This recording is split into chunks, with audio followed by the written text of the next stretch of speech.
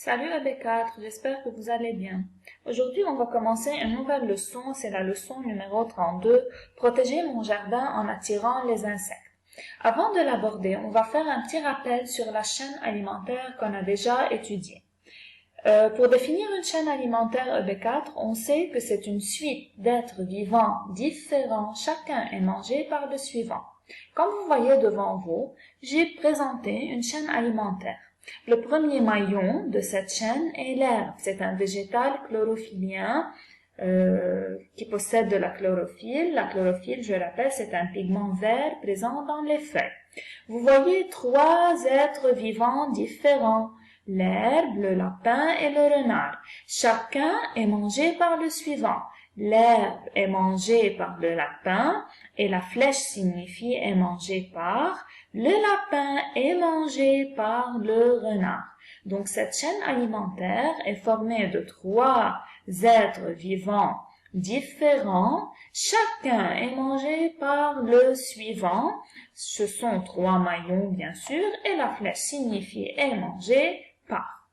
On ouvre notre livre à la page 92-93. Je commence par la première partie, je m'interroge. Vous voyez devant vous Enzo et Clara. Ils se discutent. Qu'est-ce qu'il dit Enzo? Il dit pour protéger mon potager où il cultive des légumes, j'ai acheté des coccinelles européennes. Comment EB4, à votre avis, pour protéger ces légumes, il achète des coccinelles européennes? Comment les coccinelles européennes peuvent-elles protéger les légumes d'un potager? C'est un peu bizarre, non?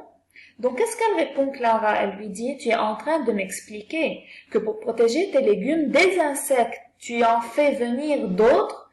Dans la vie EB4, pour protéger les légumes, pour protéger les fruits, on les protège de quoi? On les protège des insectes, parce que les insectes viennent et mangent ces légumes, ils mangent ces fruits et ils détruisent ces cultures. Donc, comment? Pour protéger ces légumes, pour protéger ces cultures, on apporte des insectes et pourtant ce sont les insectes qui nuisent à mon potager. C'est vraiment bizarre, non? On va voir comment dans cette leçon, les insectes peuvent protéger nos cultures. Il y a des insectes qui détruisent les cultures, qui ne sont pas bonnes, et il y a d'autres qui sont bonnes et qui vont protéger nos cultures. On lit ce qui est écrit en bas dans le genre. Afin de réussir son potager sans utiliser des produits artificiels qui peuvent un peu nuire à ces cultures, il est important de connaître les interactions. Interactions, ça veut dire les relations entre les espèces présentes. Quelles sont les espèces présentes dans le potager? Ce sont les végétaux, les légumes, et ce sont les êtres vivants, ce sont les insectes qu'on va introduire. Quelles sont les interactions, quelles sont les relations entre ces espèces et comment ces interactions peuvent-elles être favorables, comment elles peuvent être bonnes à nos cultures. Donc dans cette leçon EB4, on va voir comment le fait d'introduire des insectes comme les coccinelles européennes est très bien pour protéger les légumes. On passe au document 1. Je cherche, je réalise. On voit deux figures devant nous. La première, c'est une plante de fèves envahie par une colonie de pucerons noirs. Regardez comment cette plante de fèves est remplie de pucerons noirs. Bien sûr, ces pucerons noirs, ces petits points noirs que vous voyez, ce sont des pucerons. Ils sont mauvais pour cette plante de fèves. Ils vont la détruire. Ils sont très nuisibles. D'autre part, on voit le puceron qui se nourrit de la sève qui circule dans la plante. Regardez ce puceron qui est là. Il y a plusieurs pucerons. Ces pucerons sont les mêmes qui sont ici dans la première figure. Qu'est-ce qu'ils font? Ils se nourrissent de la sève. C'est quoi la sève, EB4? La sève, c'est un mot nouveau. C'est la matière organique.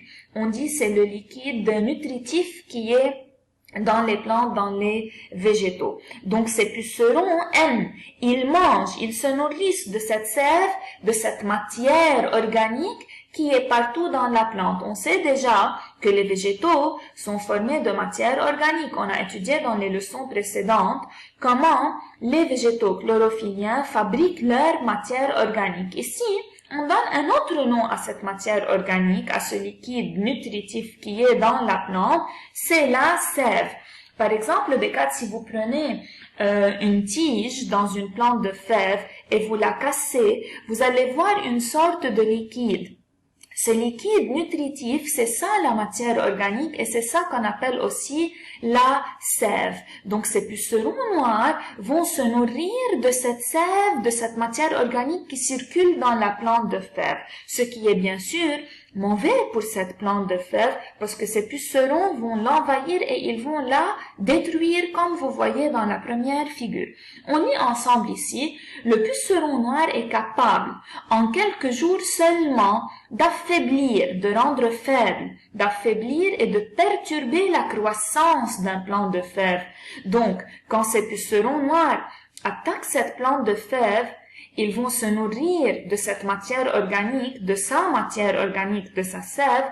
Ils vont perturber, ils vont empêcher la croissance de cette plante de fève, de pommes de terre, aussi pas seulement les plantes de fève, ils peuvent attaquer les pommes de terre, de haricots, de betteraves. Si le nombre de pucerons est trop important, cela peut même entraîner la mort.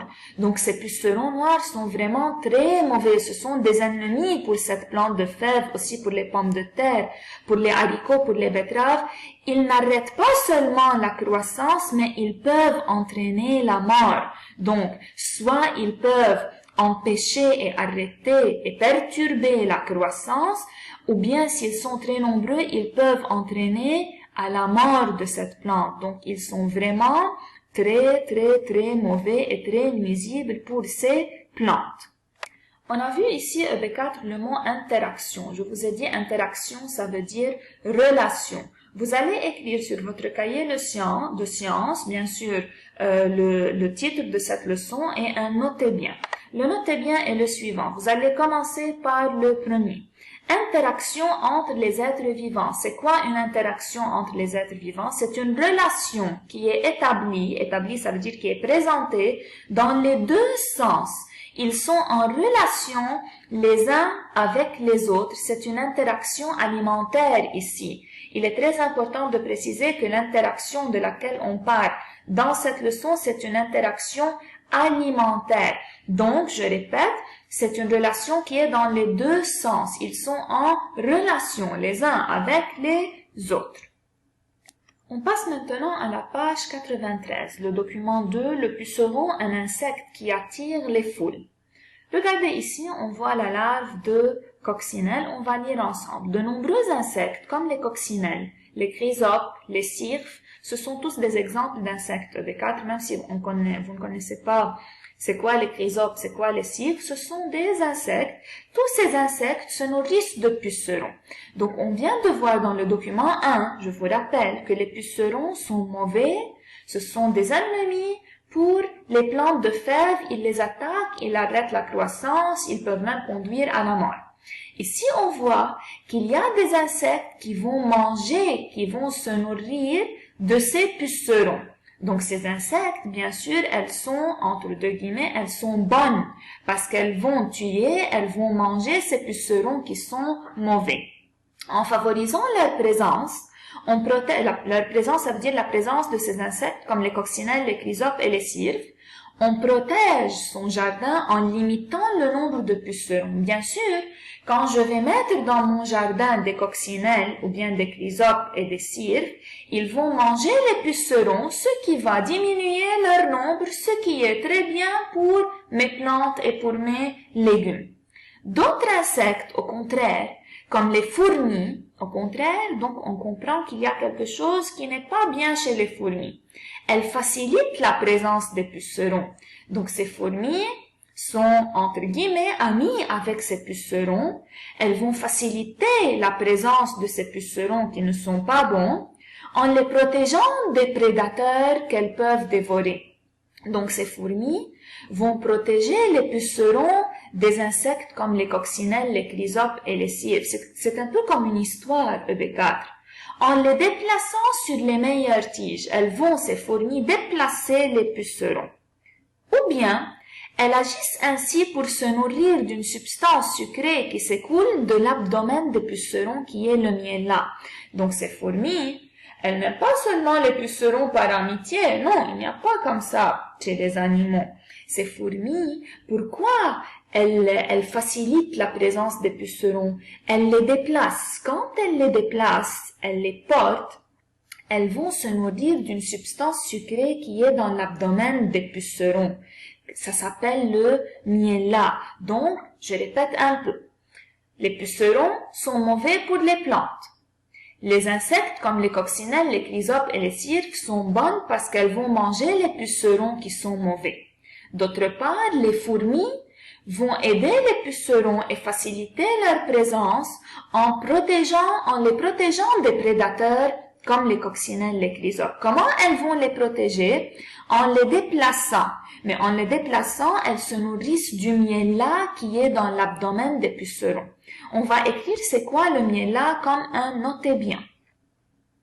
Le miella EB4, comme vous voyez ici, il vient du mot miel. C'est un dérivé du miel, c'est un liquide qui est épais, fabriqué par des insectes comme les pucerons. Donc il y a des insectes comme les pucerons dont leur corps fabrique un liquide qui est épais, qui ressemble au miel. On dit que ça s'appelle le miella. Donc, ces fourmis vont se nourrir du miella qui est dans l'abdomen des pucerons. Donc, le puceron, un insecte qui attire les foules. Les foules, ça veut dire ce puceron va attirer les bons insectes, comme les coccinelles, les chrysopes et les cirques qui vont essayer de les manger pour protéger les jardins. Et aussi, ce puceron attire les fourmis qui vont manger le miella. Donc vraiment, le puceron va attirer des foules. On passe maintenant au document 3. Se protéger de la coccinelle asiatique, une dangereuse vorace. On a étudié dans cette leçon jusqu'à maintenant la coccinelle européenne. La coccinelle européenne est très bonne parce qu'elle va manger les pucerons, elle va par suite protéger notre jardin. Depuis plusieurs années, le nombre de coccinelles européennes diminue. Pourquoi il diminue? C'est à cause d'une espèce invasive. J'explique c'est quoi une espèce invasive et on va l'écrire comme un notez bien. Une espèce invasive, c'est une espèce qui se multiplie très vite et devient nuisible et menace. Menace, ça veut dire elle met en danger l'environnement où elle est introduite. Donc l'espèce invasive, il est très important que vous compreniez qu'elle se multiplie très rapidement et elle devient nuisible. Nuisible, ça veut dire elle n'est pas bonne et elle met en danger l'environnement où on l'a introduit. Donc, le nombre de coccinelles européennes diminue à cause d'une espèce invasive. C'est qui cette espèce invasive qui n'est pas bonne? C'est la coccinelle asiatique. Elle prolifère. Elle prolifère, ça veut dire elle se multiplie très rapidement depuis son introduction dans nos jardins et cultures pour lutter contre les pucerons. La larve et l'adulte sont très voraces. Vorace, ça veut dire elle dévore avec beaucoup d'énergie. Elle dévore vraiment avec beaucoup d'énergie. C'est ça, vorace. Donc, la larve et l'adulte de la coccinelle asiatique sont très voraces et quand elles n'ont plus de pucerons à manger, elles n'hésitent pas à s'attaquer aux coccinelles de nos régions. J'explique. Ces coccinelles asiatiques, comme les coccinelles européennes, vont lutter contre les pucerons, vont manger les pucerons. Mais elles ne sont pas assez bonnes. Pourquoi? Parce qu'une fois les pucerons sont finis, elles n'hésitent pas à s'attaquer et à manger les bonnes coccinelles qui sont les coccinelles européennes. Donc les coccinelles asiatiques ne sont pas bonnes.